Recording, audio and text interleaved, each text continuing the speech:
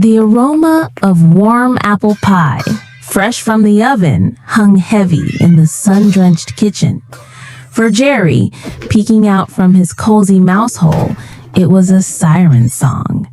For Tom, draped lazily across a velvet armchair, it was just another day, until he spotted a tiny, twitching nose. Jerry, a blur of brown fur, scurried across the linoleum, eyes gleaming at the golden-crusted pie cooling on the windowsill. Just as his tiny paws reached for the edge of the pan, a shadow loomed. Tom. "Mare!" Tom roared, leaping from the chair with a panther-like grace that quickly dissolved into clumsy flailing. Jerry, quick as lightning, dodged the swatting paw and zipped under the kitchen table. The chase was on. Tom, a striped blur of frantic energy, skidded around chair legs, overturning a pot in his haste. Jerry, meanwhile, was already halfway up the curtains, using them as a personal climbing wall. Tom, undeterred, began to ascend, claws snagging the fabric. Jerry reached the curtain rod, paused to stick out a tiny tongue, then launched himself across the gap towards the top of the refrigerator.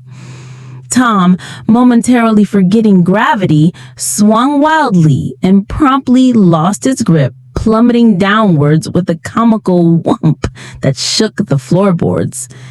Jerry, from his perch, giggled a tiny, triumphant squeak. He spotted his next target, a half-eaten block of cheese near the toaster. Tom, recovering from his fall, quickly hatched a plan. He grabbed a broom, using its handle to prop open a cupboard door, then tied a string to a dangling colander, angling it to drop right over Jerry. A genius trap. Jerry, however, noticed the suspicious string. He nibbled a small piece of cheese, then, with a mischievous grin, nudged the other end of the string towards Tom's outstretched paw. Tom, seeing his trap about to spring, instinctively grabbed the string to adjust it. Zing! The colander swung not onto Jerry, but directly onto Tom's head, trapping his bewildered face.